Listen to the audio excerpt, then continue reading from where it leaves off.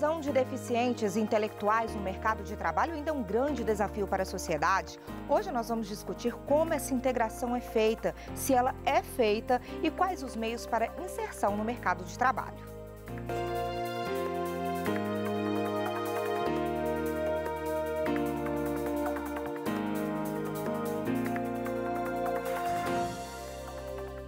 Olá, bom dia. Quase 24% dos brasileiros, 45 milhões de pessoas, possuem algum tipo de deficiência. Apesar da importância e da obrigatoriedade legal, a inclusão delas no mercado de trabalho formal ainda é pequena. Pouco mais de 400 mil estão empregados, o que corresponde a menos de 1% das 45 milhões de pessoas com deficiência no país. Muitos enfrentam dificuldades de integração social e exercer uma função profissional poderia ajudar a ultrapassar essas dificuldades. Hoje a nossa proposta é discutir especialmente a empregabilidade de quem tem deficiência intelectual. E para essa discussão nós contamos com o sociólogo Vitor Costa e a gestora do projeto Talento Apoiado do Instituto Humano DAO, Darlene Lobo. Bom dia para vocês, tudo bem, gente? Bom dia, Érica. Tudo bem? Gente, quando a gente fala dessa inserção no mercado de trabalho, dos deficientes como um todo, e especialmente dos deficientes intelectuais, qual que é a barreira maior? São vagas, o próprio mercado de trabalho ou tem outra barreira, Darlene? Érica, bom dia a todos. Hoje o que a gente vivencia mudou o paradigma. Se antes o mercado tinha alguma dificuldade da inclusão, hoje a grande dificuldade que nós temos é a família. A família? Isso, Érica, a família acreditar que é possível. É a família perceber que hoje o mercado está aberto para a inclusão dessas pessoas. A partir do momento que existe, sim, uma questão social, existe a questão da cota, isso é fato, mas as empresas hoje, em função do mundo ser tão diverso, a diversidade faz parte do nosso dia a dia, as empresas hoje, elas estão mais preparadas. E hoje, as entidades, as associações que trabalham com as pessoas com deficiência intelectual, nós estamos fazendo um processo de acompanhamento desses profissionais no mercado de trabalho. Isso gera uma segurança, gera uma confiança, então nós fazemos toda uma preparação. Então a família é que precisa de acreditar que o filho tem potencial, que o mercado vai absorver. Às vezes é o excesso de proteção, gente. Pode ser, né? Eu acho que a tendência da família muitas vezes que é a tendência natural é querer proteger ao máximo, né? Evitar que o filho ou a filha passe por situações de constrangimento, sim, né? Sim. Mas acho que é importante pensar que a gente está num processo aí nos últimos 30 anos de amadurecimento social, assim, sobre a questão da deficiência, né? As empresas têm ficado mais abertas, as famílias têm também pensado um pouco sobre essa questão. Então, eu acho que existem barreiras também, para além da família, barreiras mais práticas, né? De pensar da acessibilidade, né? Porque, se pensar na entrada do mercado de trabalho, a gente precisa pensar também na questão da formação escolar, né? E da formação acadêmica, como que essas pessoas estão conseguindo fazer o seu percurso acadêmico também. Então, às vezes é importante pensar para além, né, dessa questão da empresa. Pensar na família, pensar na escola, pensar nos meios de transporte que essas pessoas têm. As questões práticas mesmo, né, Vitor? E esse processo até chegar ao mercado de trabalho, do que você está falando mesmo, da formação, como que ela é feita hoje? Tá. Érica, hoje dentro do Instituto, nós trabalhamos com uma metodologia que ela chama Emprego Apoiado, tá?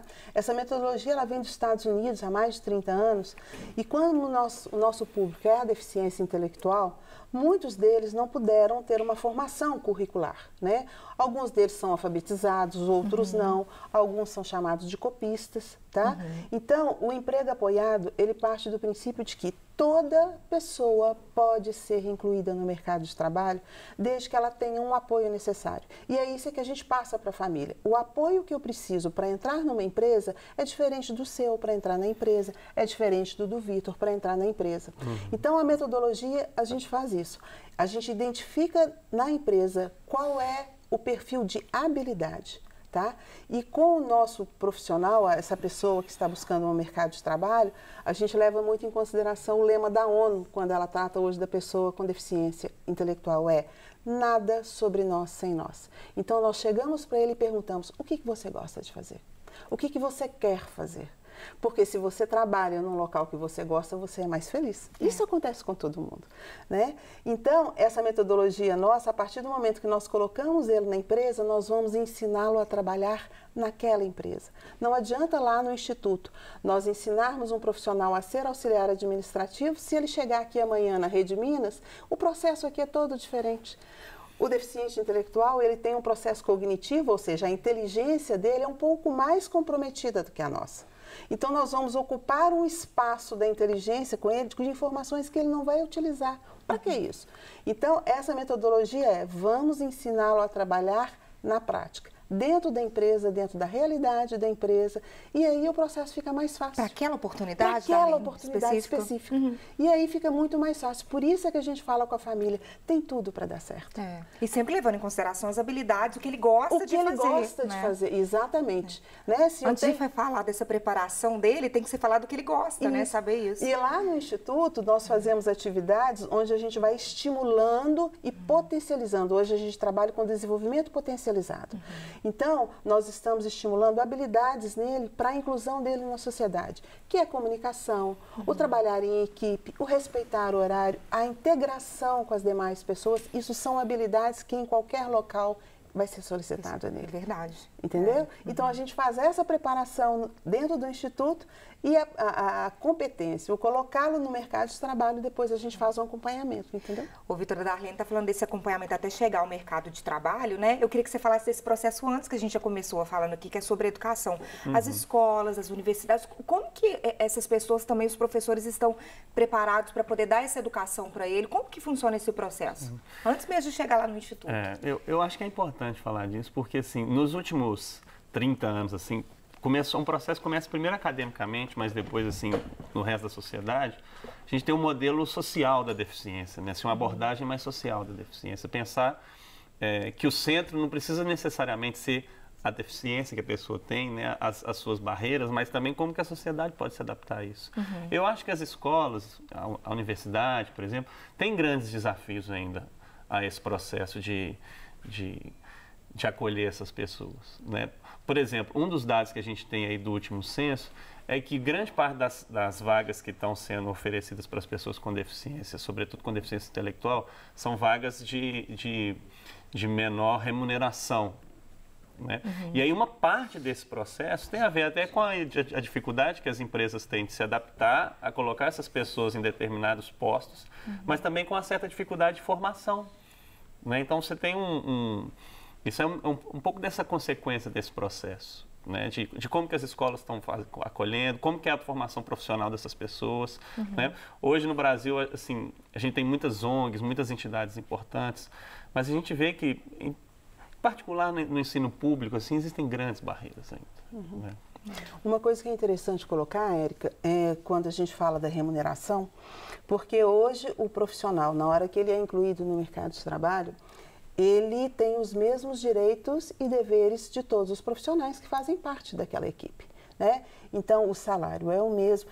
Já quebramos um grande paradigma que, quando se falava da pessoa com deficiência intelectual, se pensava o seguinte: não menosprezando toda a função, ela tem o seu mérito, mas pensava-se que a capacidade deles era só para carregar alguma coisa, para limpar alguma coisa. E hoje a experiência que a gente tem no Instituto é justamente ao contrário. Todos eles hoje trabalham em cargos administrativos, né? Assessorando presidências da empresa, participando de processos de seleção com presidentes da empresa, eles sozinhos conversando.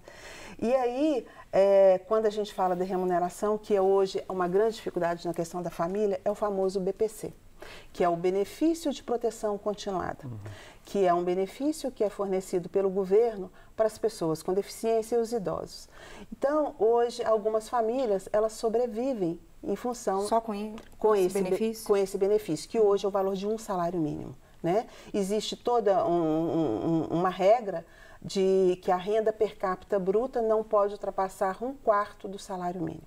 Então, existe todo um levantamento em relação a isso. Quando você chega para a família e fala assim, vamos colocar o seu filho no mercado de trabalho, a primeira coisa que a família fala assim, eu vou perder a minha aposentadoria. E não é uma aposentadoria, é um benefício. E esse benefício, de 2 em 2 anos, existe um cadastro.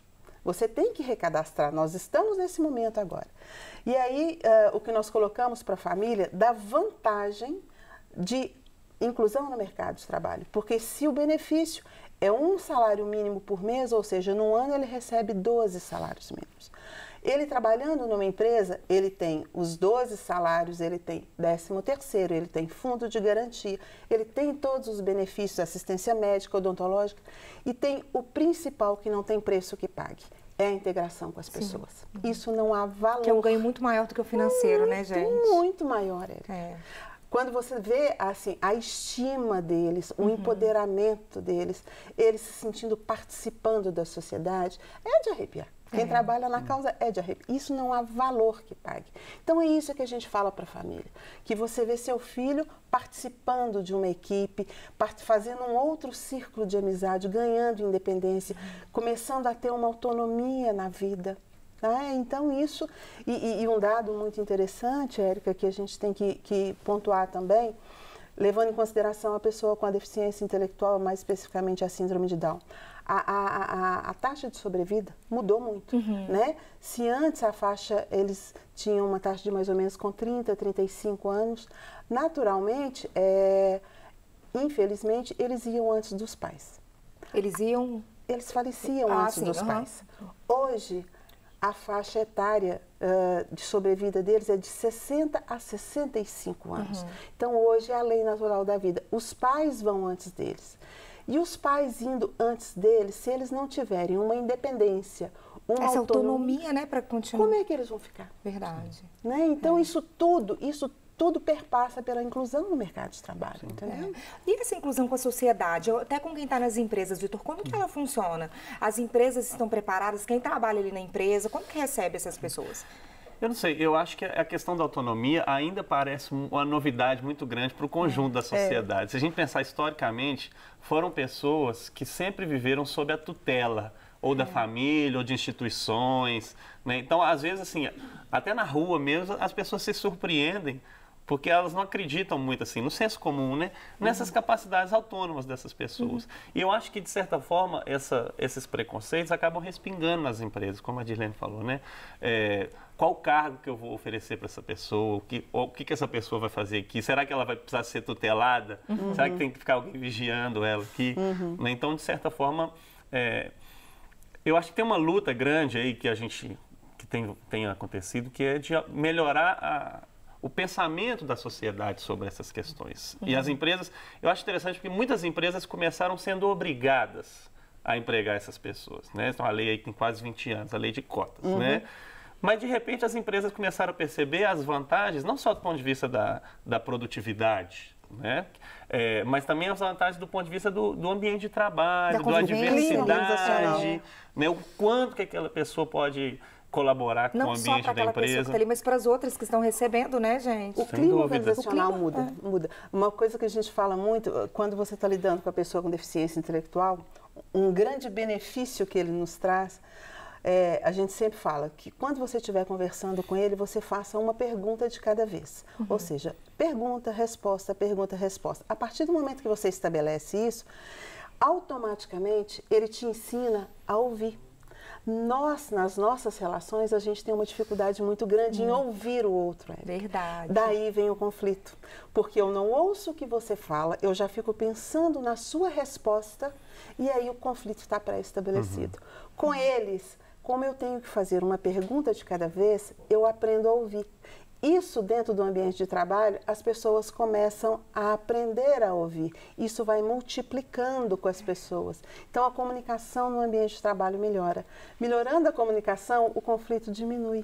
É mesmo. Sabe? Então, isso tudo é fruto da convivência com eles. Eles nos ensinam isso o tempo todo. E você começa a perceber assim, o comprometimento deles, como eles são extremamente fiéis a horários, a rotinas, né? O absenteísmo, né? Ou seja, eles não faltam ao trabalho. Hoje você vai ter a presença de um profissional aqui conosco, que a preocupação dele hoje era: e o meu trabalho? Verdade, antes da entrevista ele está aqui, né? Pensando nisso, né, Darlene? Pois é. Então, assim, isso é o comprometimento dele. Isso. Né? Isso tudo acaba multiplicando para as pessoas começam a tê-los como exemplos. É verdade. Isso é bem bem. Ô, gente, depois do intervalo, vamos ouvir depoimentos de quem está no mercado de trabalho? Claro. Vamos? A gente volta já já.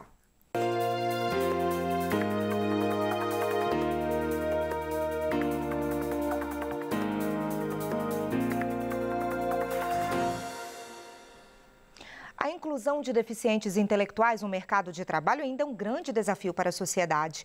Hoje nós estamos discutindo como essa integração é feita, se ela realmente é feita e quais os meios de inserção no mercado. Os nossos convidados são o sociólogo Vitor Costa e a gestora do projeto Talento Apoiado do Instituto Mano Dal, Darlene Lobo.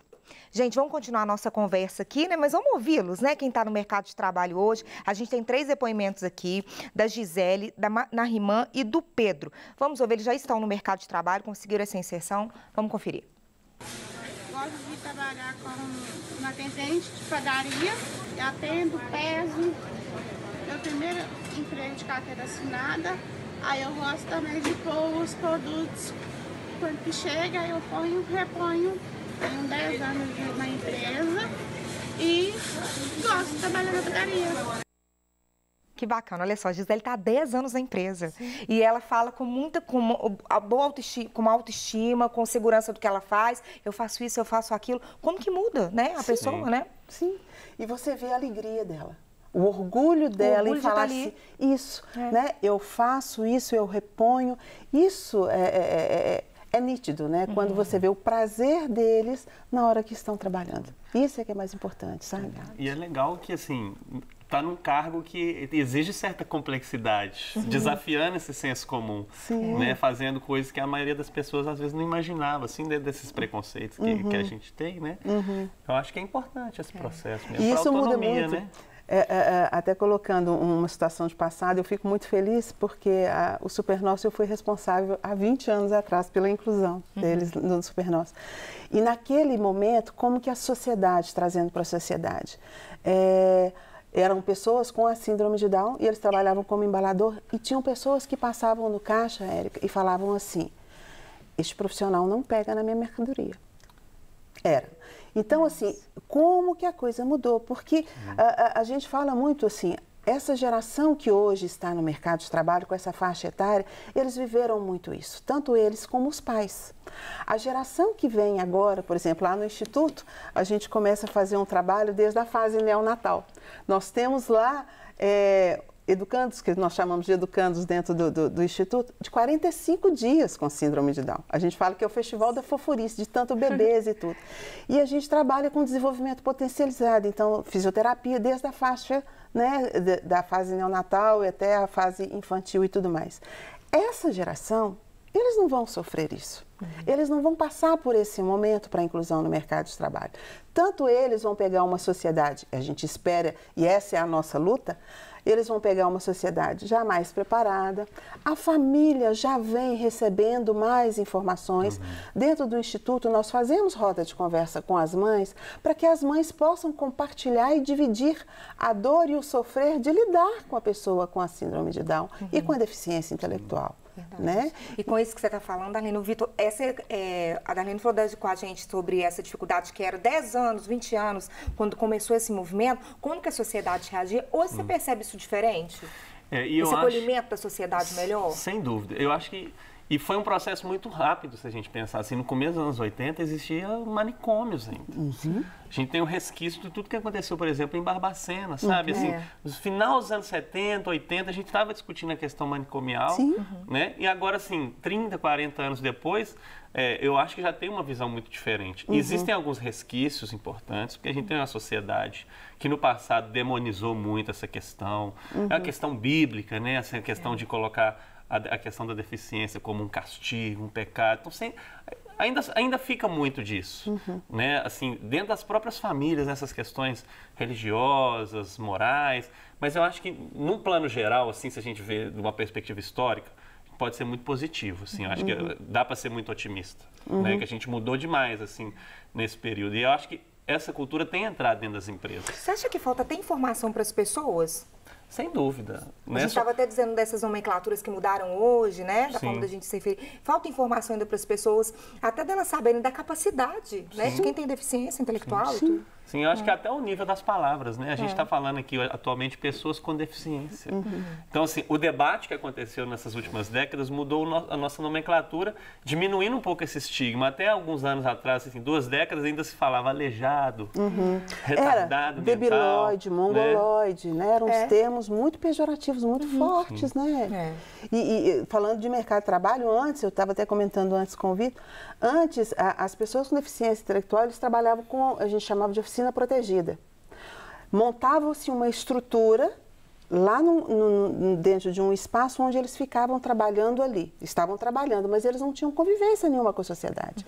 Eram oficinas protegidas. E a questão da LBI, com tudo isso que veio, é tirá-los realmente e trazê-los para a sociedade. É mostrar para a sociedade que eles podem participar junto conosco da mesma forma. E a gente vai ver como podem mesmo. A gente tem mais 2 depoimentos, vamos conferir agora. Agora é do Pedro e da Ana Rimão.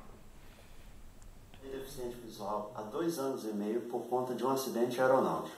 Eu era piloto de avião. Enquanto estive internado, conheci o projeto Allegro Vivate, que tem como objetivo a humanização através da música e tem como diretora artística a pianista Miriam Albin. Esse projeto ele é bastante interessante por conta da sua inclusão. Toda a programação do projeto, de todos os recitais, ela é feita em braille.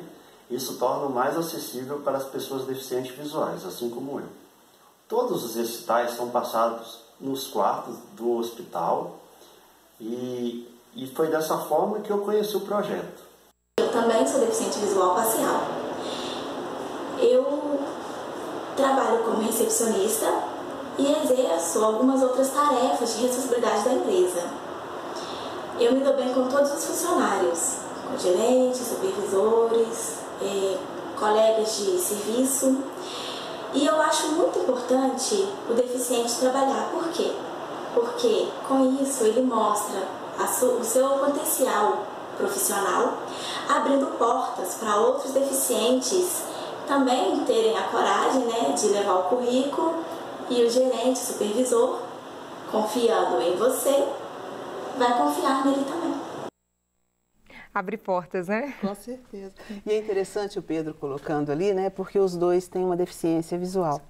E aí, hoje a gente percebe, Érica, as tecnologias assistivas que existem justamente para poder suprir de alguma forma, auxiliar, apoiar, por isso aí o nome é apoio, as pessoas. Então, hoje, você tem alguns aplicativos muito interessantes para as pessoas com deficiência visual que permitem eles pegarem ônibus, e muitas vezes as pessoas não sabem, onde você fala, onde você quer descer, o motorista te chama, no aplicativo vem falando se o ônibus já está próximo, quanto tempo que o ônibus vai chegar. Então, assim, são tecnologias e apoios que hoje a sociedade está desenvolvendo justamente para facilitar. São as acessibilidades que a gente fala, né?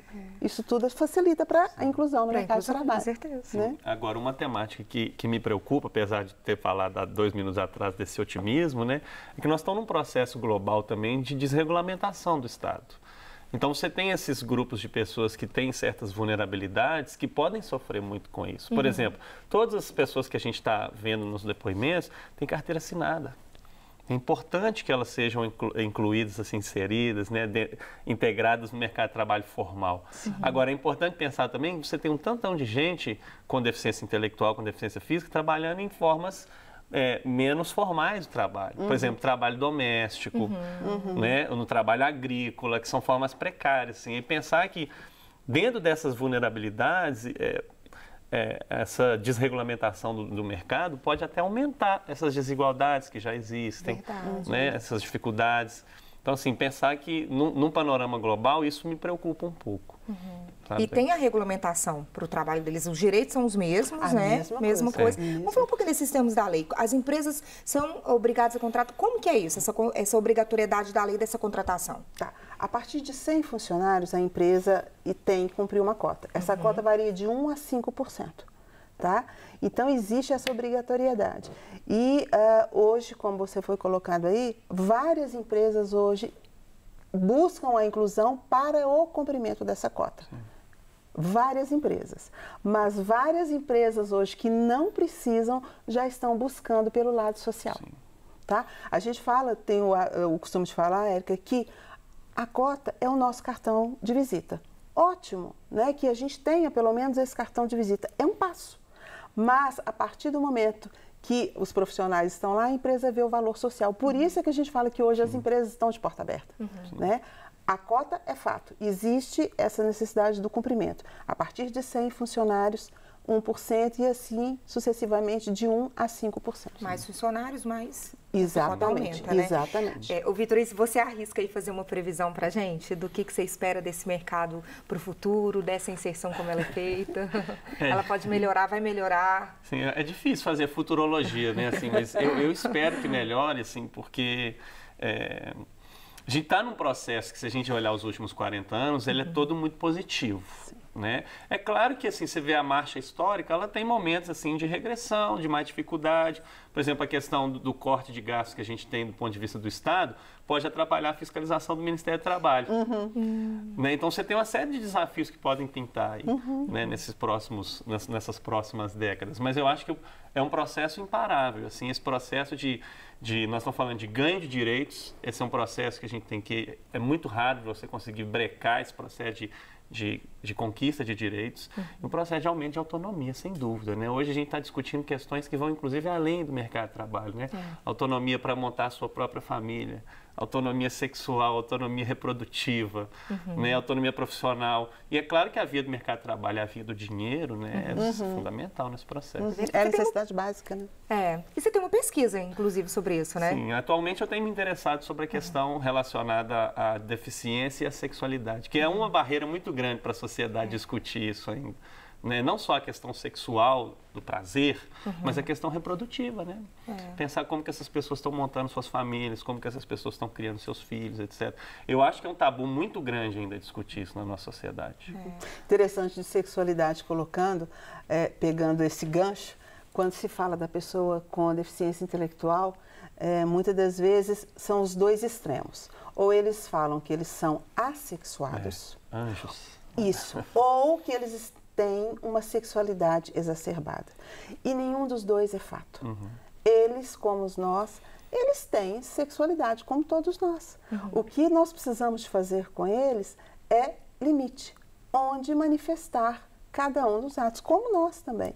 Então, assim, hoje a gente tem provas, né, presenças lá, assim, o Dudu, né, que é tão famoso lá dentro do Instituto. Dudu está noivo, Dudu vai casar, Dudu vai casar. né, Dudu vai casar. E como eles, tem vários, né, que pretendem ter uma família, que falam em ter filhos. Então, isso tudo é paradigma que está mudando, sabe, Érica? É muito interessante. E a sociedade agora está percebendo que eles também podem casar, que eles também podem namorar. Sim, por que não? dúvida. Por que não? E esse é o desafio da sociedade, entender isso que você fala, né? Sim. E aí, como que você vai montar a sua família sem estar no mercado de trabalho? Eu acho que está tudo muito atrelado conectado. Né, assim, nesse desafio aí. E esses tabus também estão presentes em todos os lugares, né? Essa questão da perversão, né? Sempre visto como uma perversão, né? E a questão também, eu acho que o mercado de trabalho tá muito contaminado com esse tipo de mito ainda. Mas vendo num plano histórico, sem dúvida, a gente... Mas o mercado de trabalho está contaminado, mas de modo geral, né? Não é de modo só... geral. Tem muitas empresas que ainda veem a questão da cota como caridade. Como caridade, meu Deus, eu tenho que empregar alguém. Né? Sem pensar em todo o ganho que a empresa vai ter em relação a isso. social mesmo que você está falando. Mas está mudando. Está mudando. Está mudando. Gente, vamos despedir agora do Vitor. Darlene, obrigada pela participação aqui com a gente hoje. Muito obrigada. A Darlene vai continuar com a gente. Daqui a pouco a gente tem outro entrevistado aqui.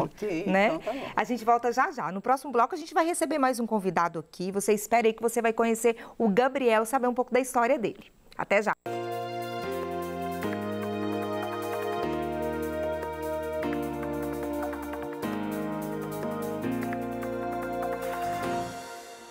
Estamos de volta agora com outro convidado, o Gabriel Lourenço Camargo, que é auxiliar administrativo, né? Bom dia para você, Gabriel. Bom dia. Tudo bem? Beleza. Gabriel, você está com 23 anos, agora o Gabriel é auxiliar administrativo em uma grande empresa, já tem 2 meses, né, Gabriel? Sim. Como que está sendo esse seu trabalho lá? Você gosta de trabalhar lá, gosta do que você faz? Eu gosto de trabalhar, né? E é uma oportunidade. É minha segunda empresa. Tô gostando. é meu sonho realizado há mais de 2 anos que eu ficava desempregado e clamei a Deus que eu conseguisse esse emprego através das orações da minha mãe, do meu pai. E eu só tenho que agradecer aos meus pais que rezou por mim para eu conseguir essa nova oportunidade de ter um mercado de trabalho para mim. Ô, Gabriel, e você é muito dedicado, né? O Gabriel, que antes da entrevista, ele estava super preocupado, né, Darlene? Sim. Porque ele ia ter que faltar ao trabalho para poder vir aqui participar com a gente. Você é assim todo dia lá no seu trabalho, super dedicado, responsável? Sou sim. Eu não gosto de faltar de trabalho, porque o trabalho para mim é importante, né? Quando eu comecei, e é isso. Ô, Gabriel, deixa eu te contar uma coisa, é muito importante essa participação sua aqui hoje com a gente, porque você está inspirando outras pessoas e mostrando para outras pessoas o quanto é possível, sim, essa inserção no mercado de trabalho. Inclusive, Darlene, foi por meio do Instituto que vocês encaminharam? Isso, foi por meio do Instituto. Ele é um dos profissionais que nós fizemos a inclusão, Érica. E como nós falamos, nós fizemos toda uma preparação de habilidades dele. Hoje ele trabalha numa grande construtora e nós fazemos agora, nós estamos na fase do acompanhamento. É interessante a gente colocar também que dentro do projeto, de forma a preparar a empresa, nós fazemos um processo de sensibilização, onde nós fazemos uma palestra, desmistificando todas as pessoas o que é trabalhar com uma pessoa com deficiência intelectual. Então a gente faz todo esse trabalho. E aí o Gabriel agora, ele trabalhando, nós fazemos um processo de acompanhamento. Este acompanhamento, ele é sistemático, ou seja, toda semana nós estamos na empresa, nós sentamos com o Gabriel, nós sentamos com a gestora dele imediata, conversamos, né, Gabriel? Sobre a empresa, como está o trabalho. Das coisas que você gosta de fazer, isso, as dificuldades que você tem. Ficamos atentos. Isso. Trabalho, sem conversar, sem abraçar. Exatamente. E aí, como nós falamos no apoio, por exemplo, o Gabriel, ele trabalha fazendo a distribuição de correspondência no prédio dessa empresa e são 10 andares. Então, um dos apoios que agora, junto com a empresa, nós desenvolvemos, e ele também auxiliou nisso, nós fizemos um mapa, um fluxo, para ele poder identificar quais os setores que ele precisa de passar. Né? Fizemos todos isso. De uma forma a facilitar, que também é um apoio. Isso tudo vai dando segurança para a família, tá, Érica? Ele tem as caixas específicas que são de cores distintas, onde ele sabe a cor laranja, por exemplo, é a cor que ele tem que pegar os documentos. Então, isso tudo vai fazendo ele facilitar o trabalho dele. Né? Então, esse acompanhamento que nós fazemos dentro do Instituto, onde nós sentamos, a partir do momento que nós estamos lá, todos esses dados, eles se transformam no relatório e a família recebe isso. Então, a família sabe de tudo que o filho está fazendo e tudo que está acontecendo. Fica com mais segurança também, né? Isso. Inclusive, a mãe do Gabriel está aqui participando com a gente, ela está aqui no estúdio acompanhando a entrevista, né, Gabriel?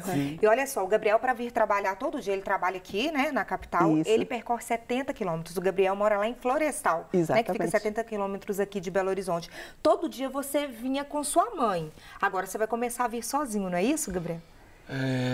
Agora eu tô quase confiando, aliás, quase confiando na minha mãe, né? E eu falei assim, mãe, eu quero vir pro serviço sozinho. É a primeira vez, é a primeira emoção minha, né? Minha mãe tá confiando.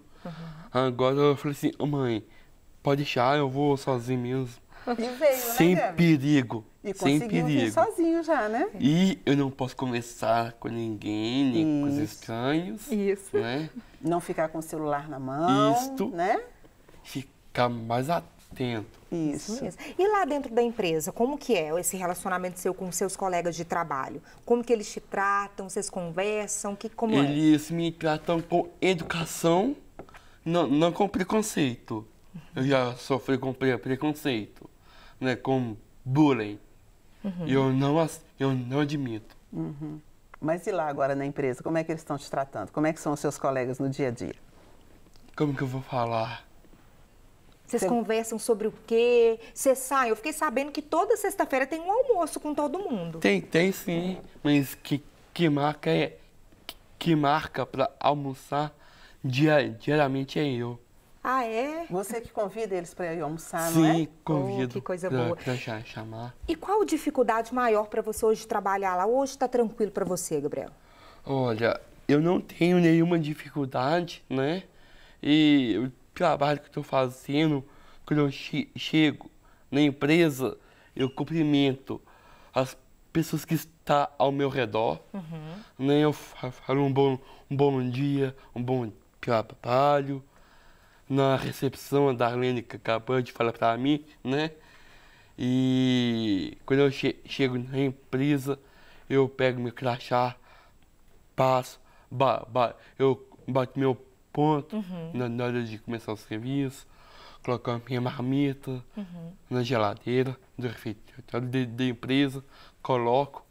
Aí depois do meu serviço, às 10 horas, eu coleto. Às 11 horas, eu coleto primeiro. Eu pego os malotes, e abro. E leva tudo, né? Levo, sim. Viu, gente? É uma rotina como a nossa também, né, Darlene? É isso. A gente também faz isso todo dia. Guarda a marmita, trabalha de um lado para o outro, é assim mesmo. Gabriel, parabéns para você, viu, pela sua dedicação e empenho. Obrigado pela participação aqui com a gente hoje, Darlene. Obrigada. Parabéns pelo trabalho que vocês fazem lá no Instituto. O que a gente pede, Érica, é realmente que as famílias acreditem e nos procurem. Temos oportunidade. Temos oportunidade. Muito obrigada. Obrigada, gente. Um ótimo dia para vocês. E obrigada a você também pela sua companhia. Um ótimo dia, ótimo fim de semana na segunda. Estou de volta às 8h30 e te espero. Até lá.